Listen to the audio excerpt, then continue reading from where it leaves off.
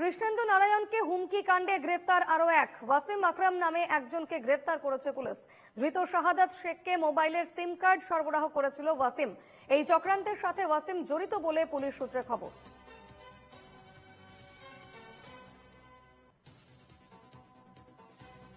এই মুহূর্তে আমার সঙ্গে সরাসরি রয়েছেন প্রতিনিধি সুমিত ঘোষ। সুমিত, কৃষ্ণেন্দু নারায়ণকে হুমকি কাণ্ডে আরো একজনকে গ্রেফতার করা হয়েছে, কি জানা যাচ্ছে তার সম্পর্কে বিস্তারিত?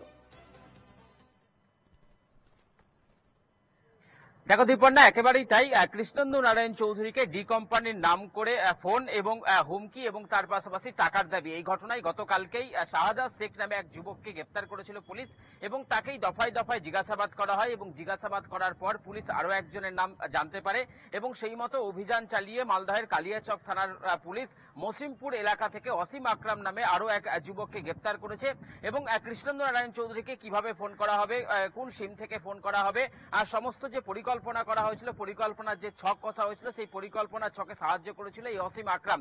এবং পুলিশ যেটা দাবি করছে, যে সিম থেকে ফোন করা হয়েছিল কৃষ্ণেন্দু নারায়ণ চৌধুরীকে, সেই সিম সরবরাহ করেছিল এই অসীম সরকার এবং তাকে ইতিমধ্যে গ্রেফতার করেছে এবং এই দুজন মালদা জেলা আদালতে এবং এই দুজনকেই আর কিছুক্ষণ পর মালদা জেলা আদালতে পেশ করা হবে এবং তদন্তের সাথে তাদের 14 দিনের পুলিশি হেফাজতের আবেদন জানানো হবে জেলা পুলিশের পক্ষ থেকে, এখনো পর্যন্ত জানা গেছে। দীপন্না, সেক্ষেত্রে ওয়াসিম আকরাম এবং শাহাদাত তারা কি দুজনে মিলেই এই পরিকল্পনা সেক্ষেত্রে ওয়াসিম আকরাম এবং শাহাদাত তারা কি দুজনে মিলেই এই পরিকল্পনা করেছিল, কি জানতে পারছো সে বিষয়ে?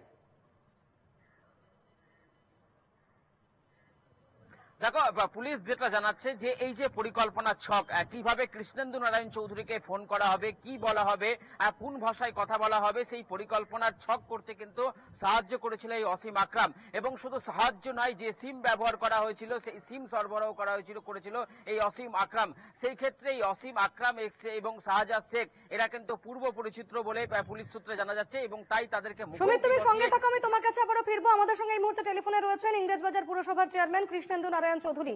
কৃষ্ণেন্দু বাবু, আপনাকে যারা হুমকি দিয়েছিল টেলিফোনে এবং মেসেজে, তাদের মধ্যে একজনকে তো গ্রেফতার করা হয়েছিল আগেই, শাহাদাত শেখ। ওয়াসিম আকরাম নামে আরো একজনকে গ্রেফতার করা হয়েছে। জানা যাচ্ছে এই ব্যক্তি নাকি শাহাদাতকে সিম কার্ড সরবরাহ করেছিল। এদের মধ্যে কাউকে কি আপনি কোনোভাবে চিনতেন, কি বলবেন? আমি এদেরকে কাউকে চিনি না, কোনোদিন আমার কাছে আসেওনি। আমার প্রফেশন, আমি প্র্যাকটিস করি ল, সেখানেও আসেনি। তো এরা আলাদা ভাবে, আমি এদের সঙ্গে কোনো আমার সম্পর্ক নয়, দেখিও নি।